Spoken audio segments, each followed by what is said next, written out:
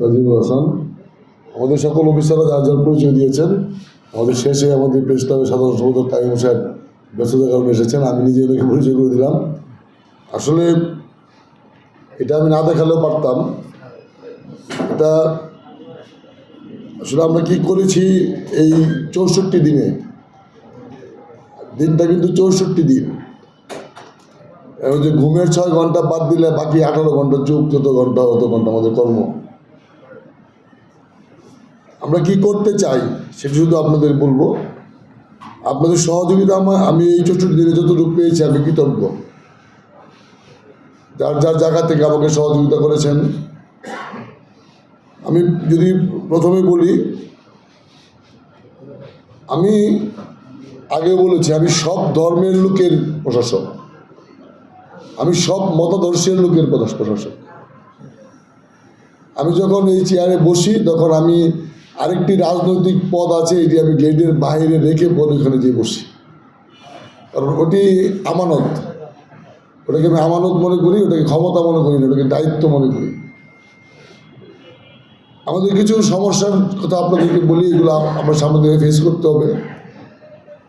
আগামী 28 তারিখ সম্ভাব্য কুরবানির ঈদ, সেটাকে সামনে রেখে ছোটো ঈদের যে প্রবলেম ছিল হচ্ছে দ্বিগুণ প্রবলেম হবে। ছোটো ঈদে শুধু মানুষের যাতায়াতের প্রবলেম ছিল, কুরবানির ঈদে প্রচুর একটা ট্রান্সপোর্ট আমাদেরকে পারাপার করতে হবে। যেই জায়গাগুলোতে আমাদের সবচেয়ে বড় প্রবলেম হয়, আমি দুটি জায়গায় আপনাদের সহযোগিতা চাই। একটি হলো পাটগুদাম ব্রিজ মোড়।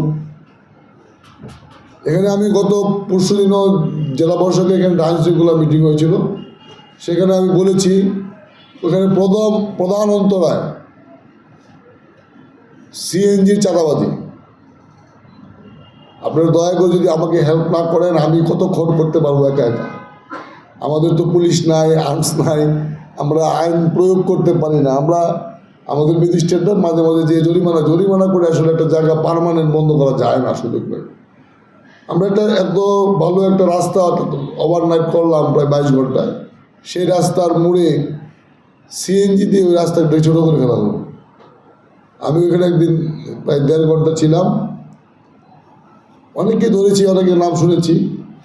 আমরা এই রাস্তাটি আবার চালু করছি। এখন গোদারাঘাটে যে রাস্তাটি সুন্দরগঞ্জ যাওয়ার কথা, সেটি আগে একটি মুখ থাকার কারণে ওইখানে একটা যানজট হইতো, একটা গাড়ি উঠলে নামলে একটা উঠতে হতো না।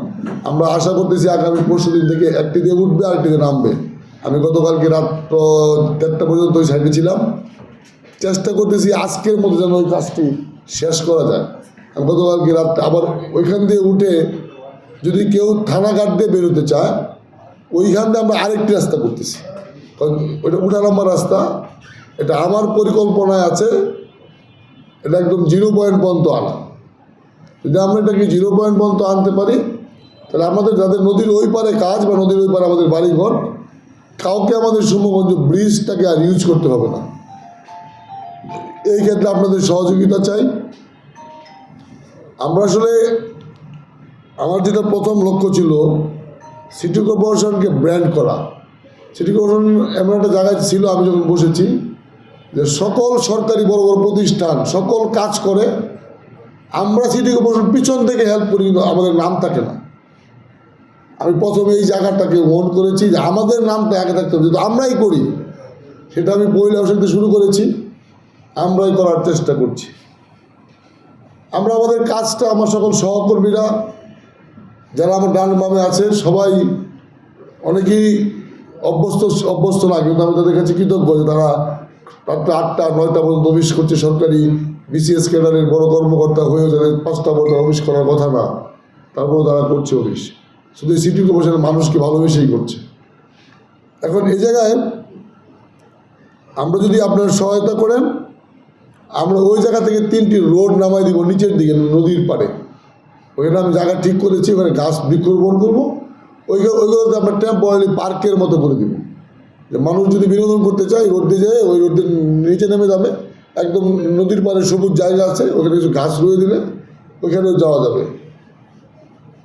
আমাদের একটি লাইব্রেরি আছে পার্কে।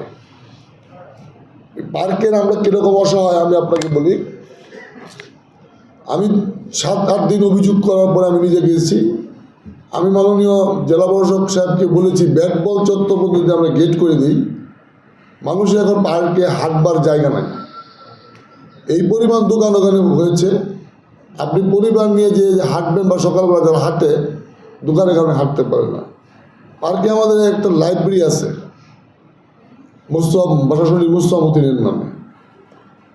আমি কিন্তু কোনো নাম চেঞ্জ করার পক্ষে না। আমি আরও সামনে দলমত নির্বিশেষে যারাই যখন এই নগরের জন্য অবদান রেখেছে, অলোক ময়না থেকে শুরু করে, যারাই যখন সুরজুকিল থেকে শুরু করে, যারাই যখন এই নগরের দায়িত্ব ছিল, আমি সবার নামে কিছু করতে চাই। এটা ইনশাল্লাহ আগামী দিনে আপনাদের সহযোগিতা নিয়েই করবো। ওইখানে লাইব্রেরিতে আপনারা যান, লাইব্রেরিটা যে উদ্দেশ্যে নির্মাণ করা, ওইখানে সকালবেলা মানুষ কিছু হাঁটবে, কিছু আমাদের স্কুল কলেজের বাচ্চারা যদি বিকালে ঘুরতে যায় ওখানে গিয়ে বই পড়বে। কিন্তু ওইখানে যে বই পড়ার কোনো পরিবেশ নাই।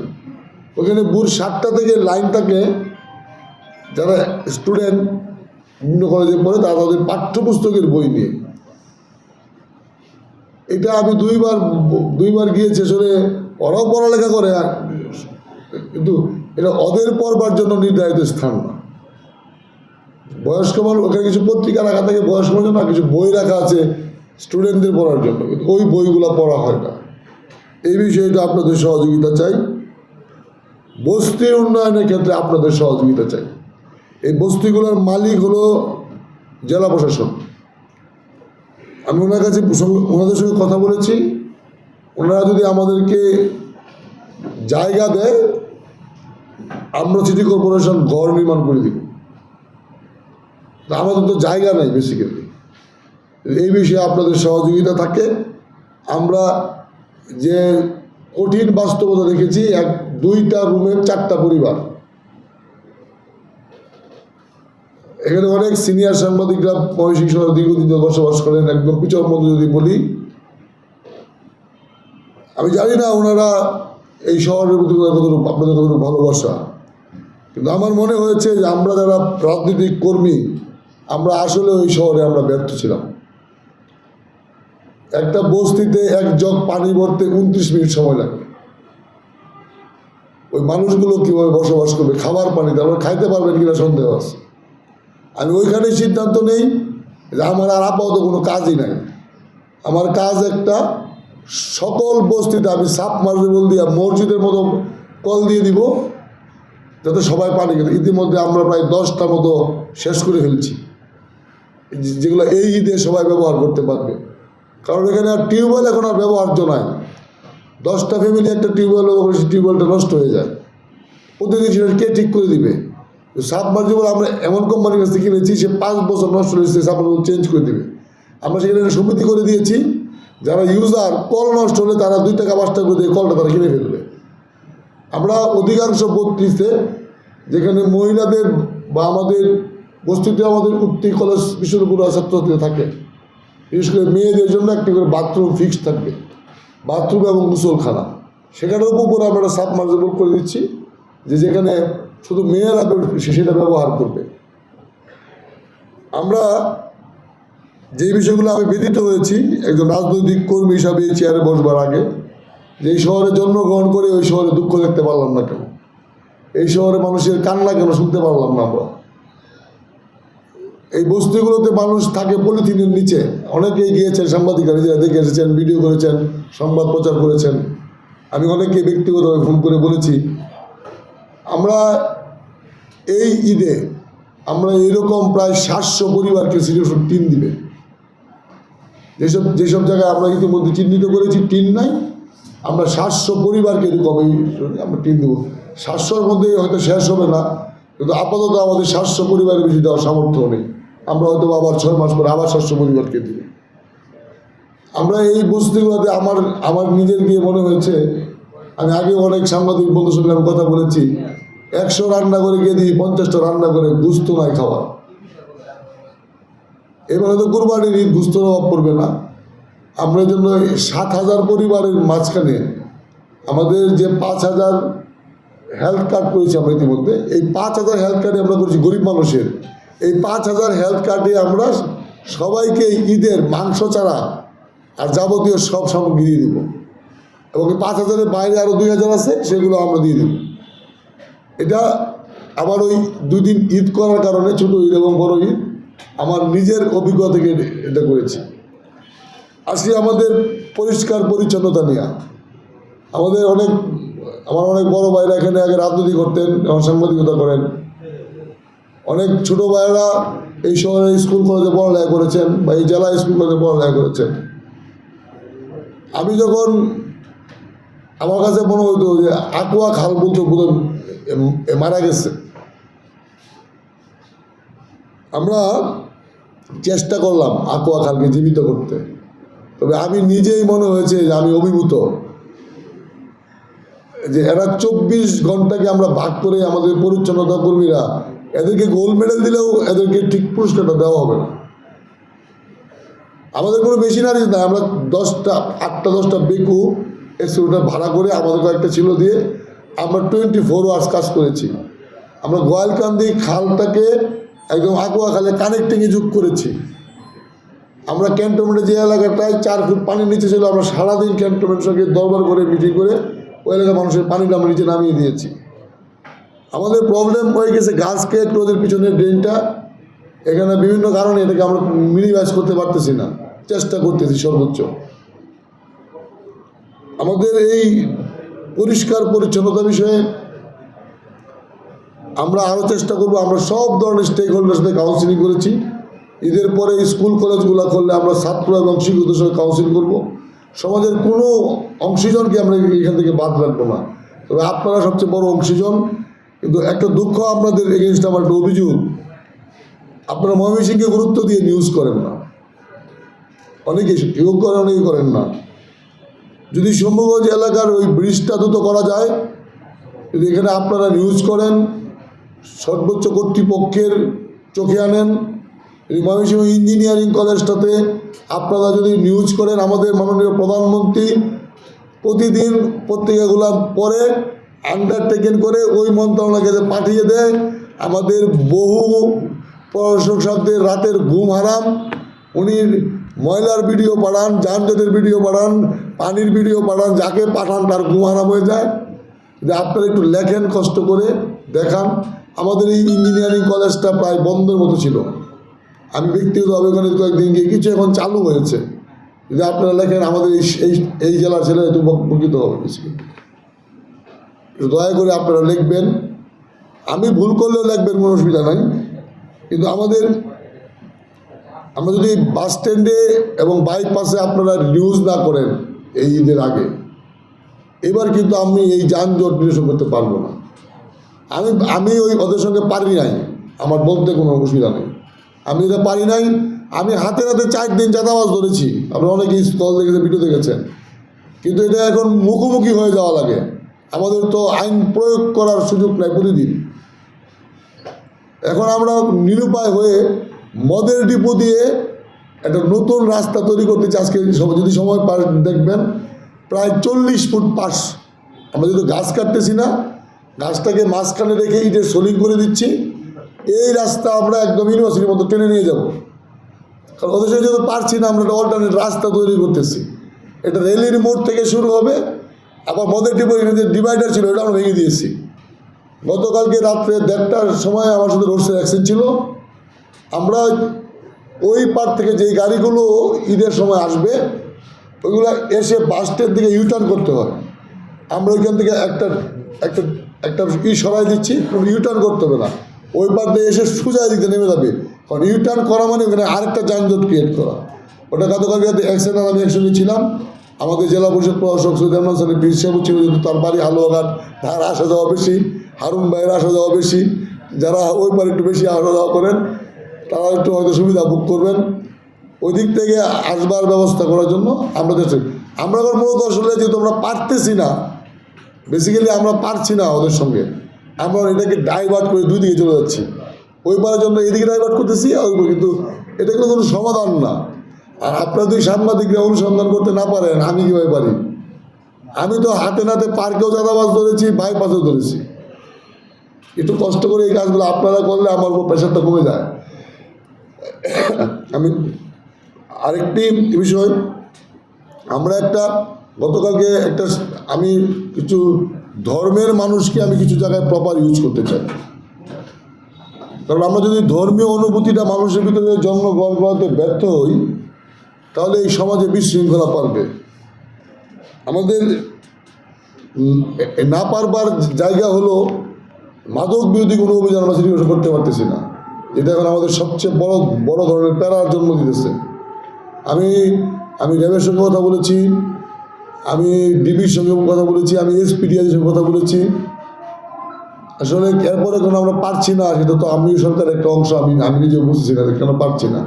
কিন্তু এটি এক ভয়াল চিত্র। এখন এটি আমার মনে হয় মানে এমনভাবে ছড়িয়েছে যে আগামী দিনে বোধহয় আমাদের বাড়ির আশপাশে ড্রাগস বিক্রি হবে, কারো বাড়ির আশপাশে আর বাদ থাকবে না। এই জায়গাটায় আপনাদের একটু সহযোগিতা চাই।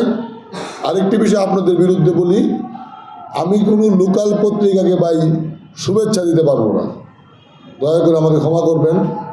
আমার কর্মচারীর ভাত খাওয়ার টাকা নাই, বিশ্বাস করবেন, আমার কর্মচারীর বেতন ৮,৭০০ টাকা।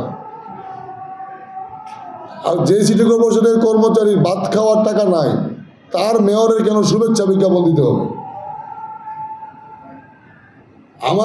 আমার সহকর্মীর ভাত খাওয়ার টাকা না যদি আমি ব্যবস্থা করতে না পারি, তা আমার এত প্রচারের দরকার কী জন্য পড়বে? আমার কেন শুভেচ্ছা আমার ছবি দিয়ে বড় করে টাকা দিতে হবে? আমার একজন সহকর্মী, সে ৯,০০০ টাকা বেতনের জন্য দুপুরে সে খায় না, সে সকালে খেয়ে এসে আবার রাত্রে বাড়িতে খায়, যাতে তার ১০০ টাকা সেভ হয়। আমি তার কথা চিন্তা করে আমি সাবসিডি দিয়ে একটি ক্যান্টিনের ব্যবস্থা করেছি, সেজন্য ৫০ টাকায় ৪ পদ দিয়ে দুপুরে খাইতে পারে, বাকিটা আমরা ভর্তুকি দিয়ে দিব। আমরা কিন্তু কোনো অফিসারকে সাবসিডি দিচ্ছি না, আমরা যারা খাই আমরা কিন্তু কেউ সাবসিডি নিচ্ছি না, আমাদের যা বিল আমরা তাই দেবো। কিন্তু কর্মচারীর বেলায় মাস্টারুনে যে কর্মচারী যার বেতন নাই, সে ৫০ টাকা দিলেই ভাত খেতে পারবে, এবং তার খাবার এবং আমার খাবার কোনো পার্থক্য থাকবে না। দয়া করে আমার বিরুদ্ধে কেউ লিখতে পারেন, কোনো অসুবিধা নাই, কিন্তু এটা আমি করতে পারবো না। আমি আজকে সরি বলে নিচ্ছি যে শুভেচ্ছা বিজ্ঞাপনটা দিতে পারবো না। তবে যেগুলো ময়মনসিংহ থেকে লোকাল পত্রিকা প্রকাশিত হয়, সবাইকে আমি টেন্ডার বিজ্ঞাপনটা পর্যায়ক্রমে সবাইকে দিয়ে যাব। কার সঙ্গে আমার ভালোবাসা বেশি, কার সঙ্গে আমার কম, এটি আমার দেখবার দরকার নেই, একবার করে সবাই পেয়ে যাবেন। আর জাতীয় পত্রিকার ব্যাপারে আমাদের কিছু কেন্দ্রীয় নির্দেশনা আছে, যেগুলোর বাইরে আমার যাওয়ার সুযোগ নেই। আমাদের কিছু মন্ত্রণালয়ের ইনস্ট্রাকশন আছে, আমরা ওর বাইরেও আমি ইচ্ছা করে যেতে পারি না। আর লোকালদের বিষয়ে আমার বক্তব্য সবাই পাবেন, কিন্তু দয়া করে বিভিন্ন দিবসে আপনি ভালোবাসলে আমরা ছাপতে পারেন, ছেপে যদি বিল চান আমি দিতে পারবো না ভাই। এটার জন্য আমি সরি। আমি কারণটা ব্যাখ্যা করেছি। আপনার এমনি ব্যক্তিগত চিকিৎসা, ব্যক্তিগত সমস্যা, সিটি কর্পোরেশনে আপনি নাগরিক হলে আমি আপনাকে সহযোগিতা করবো, কিন্তু শুভেচ্ছা দিয়ে যখন আমার টাকা নাই, আপনাকে বুঝতে হবে আমি প্রায় ১.৫ কোটি টাকা খরচ করেছি গত ৫৫ দিনে, শুধু এই খাল আর ড্রেনেজে, শুধু এই মাস্টার রোলে কর্মচারীদেরকে ওভারটাইম টাকা দিয়ে। আপনি হিসাব করেন তো, একটা খাল আকুয়া গোয়ালকান্দি খাল ৩২ দিনে কেন পরিষ্কার হয়ে যায়? আপনার মাথায় একবার নেন। আমি এই ৩২টা দিনকে ২৪ দিয়ে পূরণ করে এই ফুল ঘন্টা মিনিট আমি কাজে লাগাইছি। আপনি যে আজকে এই শহরে আপনার জলবদ্ধতা হচ্ছে না, এর তো একটা রিজন আছে। আমরা চেষ্টা করেছি, আর এটা সাংবাদিকদের পার্ট। আমি আপনাদের কাছে ক্ষমা চেয়ে নিচ্ছি যদি এরপরে আমাদের আয় বাড়ে। সরকারের এডিবির বরাদ্দ এবার কমে গিয়েছে, কারণ সরকার এমন একটা সময় সরকারের দায়িত্ব নিয়েছে, যখন পৃথিবীতে যুদ্ধ চলছে, তখন সরকার তার সব মনোযোগ দিয়েছে তেল কিনায়, এলপিজি কিনায়। সরকারের যদি আমি এটা পার্মানেন্ট বন্ধ বলি নাই, কিন্তু ভাই আপাতত আমরা এই ক্রাইসিসটা মোকাবেলা যেটা করতেছি, এই বর্ষাটা আমাদের ফুল ক্রাইসিস থাকবে। এই ক্রাইসিসটা মোকাবেলা, এর মাঝে কিন্তু আমাকে ধর্মীয় কাজ করতে হচ্ছে। এই শ্মশান ঘাটের আজকে এই যাবৎকালে অনেক আমার চেয়ে যোগ্য, ভালো চেহারা, ভালো জ্ঞানীগুণী লোক এই চেয়ারে বসেছেন, আজ পর্যন্ত শ্মশান ঘাটের কোনো উন্নতি হয় না। আমি ইনশাল্লাহ আগামী মাসের মধ্যে এই টেন্ডার করে দিব। আমি মাদ্রাসায় যারা পড়ে পিছিয়ে পড়া, তাদের উন্নয়নের জন্য আমাদের একটা বিরাট প্রকল্প আছে। এগুলো এখন সমাজের জন্য জরুরি। গতকালকে যে প্রোগ্রামটা আমরা করেছি, আমি মনে করি সিটি কর্পোরেশনের সবচেয়ে সফল প্রোগ্রাম হতে পারে প্রোগ্রামটি। আমি আত্মা থেকে আনন্দিত হয়েছি। আমার মনে হয়েছে এরাও তো সমাজের অবিচ্ছেদ্য অংশ, যারা কওমি বা মাদ্রাসা পড়ালেখা করে, এদেরকে নিয়ে তো কোনো অনুষ্ঠান আমরা কেউ কোনো সময় করি না। এদেরকে তো ইন্সপায়ার করার জন্য আমাদের কোনো আয়োজন থাকে না। কাজে আমাদেরকে এইসব কাজে সহায়তা করবেন। আমি সকল সাংবাদিককে ব্যক্তিগতভাবে চিনি, রাজনৈতিক কর্মী হিসাবে। যদি আবার আমাদের সামর্থ্য পরিবর্তন হয়, আর আরেকটি কথা, আপনারা আমার বিরুদ্ধে লিখবেন ভবিষ্যতে জানি আমি এই সিটি কর্পোরেশনের সম্পদ উদ্ধার করব। সিটি কর্পোরেশনের সম্পদ কারো দখলে থাকতে পারবে না। আমি জায়গা কেনার জন্য ঘুরবো, আর সিটি কর্পোরেশনকে নিজের সম্পদ মনে করে আপনি সারা জীবন ভোগ করবেন, এটা হবে না। আমার বিরুদ্ধে লিখতে পারেন, আমি এটা আমার যায় আসে না। বিশ্বাস করেন, আমি ভোট পাওয়ার চিন্তা আমার মাথায় থাকা উচিত, কিন্তু যদি এটা আমি বেশি চিন্তা করি তাহলে এই নগর আর জীবনে চলনশীল হবে না। ওই যে সাইনবোর্ড লেখা দেখেছেন, সাইনবোর্ড কিন্তু আমি একটা খুলে দিয়েছি, তার সঙ্গে আমার কোনো ব্যক্তিগত শত্রুতা নাই। সে যেই অপরাধ করেছে মিডিয়ার সামনে এই অপরাধ সে স্বীকার করেছে, এবং এই ড্রেন সে নিজে তার টাকা দিয়ে করে দিবে, তারপরে সাইনবোর্ড খুলে দিয়েছি। আমার ওনার সঙ্গে ব্যক্তিগত কোনো শত্রুতা নাই। আমরা চেষ্টা করছি, আমরা হয়তো একদিন 64 দিনে তো আমি সব পারবো না, কিন্তু এইগুলো আমাকে করতে হবে। আমার আয় রোজগার বাড়াতে হবে। আপনাদের একমাত্র রোজগার হোল্ডিং ট্যাক্স আর ট্রেড লাইসেন্স, আমাদের তো আর কোনো রোজগার নাই। কাজে এই রোজগারের ভিতরে আমার এত কর্মীদের বেতন, আমি সহ সবার বেতন হয়। কাজে দয়া করে আমাদেরকে বুঝবার চেষ্টা করবেন। অনেকেরই কষ্ট হবে, কারণ দীর্ঘদিনের অভ্যাস। সিটি কর্পোরেশন থেকে আপনারা শুভেচ্ছা বাণী পান, টাকা পান, কিন্তু সেটা একটা সময় ছিল, একটা যুগ ছিল, তখন এই কাজগুলো হতো কিনা আপনারা বিবেচনা করবেন। তখন এই ক্ষেত্রগুলোর থেকে এত পরিমাণ টাকা খরচ করা হতো কিনা সেগুলো আপনারা বিবেচনা করবেন। সেই বিবেচনা আপনার হয়তো ব্যক্তিগতভাবে ক্ষতিগ্রস্ত হবেন, সমাজগতভাবে আপনি উপকৃত হচ্ছেন কিনা, মানুষ হিসাবে আপনার সুযোগ সুবিধা বাড়ছে কিনা, সেটা বিবেচনা না করে যদি আপনি একটা পত্রিকায় চাকরি করেন, সে শুভেচ্ছা বাণী পাইল না, এই জন্য দুটি কথা লিখতে পারেন, এটা আপনার অধিকার। কিন্তু আমার অধিকার মানুষকে প্রায়োরিটি দেওয়া, সে জায়গায় আমার কারোর সঙ্গে সুযোগ নাই। আমার অনেক বন্ধুদের পত্রিকার মালিকানা আছে, আমি তাদেরকেও দিই নেই। অনেকের সঙ্গে আমার দীর্ঘদিনের চলাফেরা আছে, আমি তাদেরকেও দিই নেই। কিন্তু জাতীয়টা আমার বেসিক্যালি কিছু করার থাকে না। ওইখান থেকে ন্যাশনালি আমাদের মন্ত্রণালয় আমাদের নাম দিয়ে দেয় এবং আমাদের কাছে বিলটা ধরায় দেয়, ওটা আমাদের মন্ত্রণালয়ে চলে আসে। অনেকে প্রশ্ন করেছেন, অমুক পত্রিকায় তো আপনার শুভেচ্ছা দেখলাম, আমি জানি না। ওটা মন্ত্রণালয় থেকে দিয়ে দিছে, সব সিটি কর্পোরেশনে দিয়ে দিছে। পরে বিলটা খালি আমরা লোকালি আমাদেরকে দেওয়া হয়েছে, তাও সেখানেও আমি কাটছি, আমার আর টিভি দেওয়ার সুযোগ নেই। কারণ আমি যদি 20,000 টাকা সেভ করি, তাহলে আমার 20,000 টাকা দিয়ে আজকে দুপুরে আমার কর্মীদের খাওয়া হয়ে যাবে। যে কর্মীরা সারাদিন রাত পরিশ্রম করতেছে এই এলাকা মানুষের ভাগ্য উন্নয়নের জন্য। কাজে আপনারা সকলেই সহযোগিতা করবেন। 3টা সাবজেক্টে আপনাদের সহযোগিতা চেয়েছি বেশি করে। একটা, সিএনজি এবং বাস স্ট্যান্ডের যানজটের চাঁদাবাজির এগেনস্টে। একটা, সমগঞ্জের যে 20টা অফিস আছে এটা দ্রুত শেষ হয়। আর একটু ইঞ্জিনিয়ারিং কলেজটা যেন আপনাদের লেখনির মাধ্যমে সরকারের দৃষ্টি আকর্ষণ করে, এইগুলোতে আপনারা একটু সহায়তা করবেন। আমি চেষ্টা করছি, শিশু পার্ক করবো ইনশাল্লাহ, চিড়িয়াখানা করবো, মাননীয় প্রধানমন্ত্রী দিয়েছি, উনি বলেছে এই অর্থ বছরটা যাক, আগামী অর্থ বছর থেকে তোমার সঙ্গে এইসব নিয়ে কথা বলা হবে। আমরা সবার কাছে কিছু এনে চেষ্টা করছি। যোগাযোগ প্রতিমন্ত্রীকে এনেছি, একটি ট্রেন তন্ত্রকে আগামী নভেম্বরে পাবো। একটু তোলে আমরা এগিয়েছি। আপনি আমাদের একটা বিভাগীয় শহর, আমাদের এখান থেকে ইন্টারসিটি ট্রেন টাকা যায় না, ওই জামালপুর থেকে বাদুরাবাদ থেকে আসতে হয়, শৈশব থেকে আমরা অপেক্ষা করি। এটা আমাদের জন্য একটা প্রেস্টিজিয়াস ব্যাপার। আমরা বিভাগীয় শহর, আমাদের কোনো ট্রেন নাই। অন্তর্পক্ষে তো ওনার সঙ্গে আমার দীর্ঘদিনের রাজনৈতিক পথ চলে আসছে। উনি আমাকে ব্যক্তিগতভাবে বলেছেন যে প্রথম কিস্তিতে আমি আপনাকে একটা ট্রেন দিয়ে দিব ভাই। আমার একটা ট্রেন তো যাবে অন্ততপক্ষে ময়মনসিংহ থেকে ভোর 5:30টায়। যে লোকটাই সে সকালে যেয়ে আবার রাত কাজ শেষ করে বিকালে 4:30 সে ময়মনসিংহ চলে আসবে, এটুকু উপকার তো আমাদের হবে। এরপর উনি বলেছে যে এরপরের জন্যে আমি আপনার সিলেটে ট্রেনও দিয়ে দিব। আমি আদায় করতে পারবো, আমি নাসর বান্দা, আমি মাননীয় প্রধানমন্ত্রীর সামনে বলতে পারি যে আমার এটা লাগবে, আমার দিতে হবে। আমার তো কাজই এইটা। সহযোগিতা করবেন। আপনাদের কোনো যাওয়া পড়া নাই। আমি সবারই বদলে দিতে চাই। আমি নিজে আগে বদলে দেওয়ার চেষ্টা করেছি, রাজনৈতিক কর্মী থেকে পড়াশোনা করার চেষ্টা করছি, নিজে বদলে দিয়ে সবাইকে বদলে দিব। সবাই বদলে গেলে সিটি কর্পোরেশন বদলে যাবে। আপনি যদি মনে করেন যে এই কর্পোরেশন আপনার, আপনি নিজেই বদলে যাবেন। এই নগরে আপনি চলবেন, আপনার বাচ্চা স্কুলে যাবে, আপনার ওয়াইফ মার্কেটে যাবে, তখন আপনি নিজেই এটাকে বদলানোর চেষ্টা করবেন যে আমি নগরের মালিক, তো আমিও। তা আপনাদের সকলকে ধন্যবাদ, কৃতজ্ঞতা।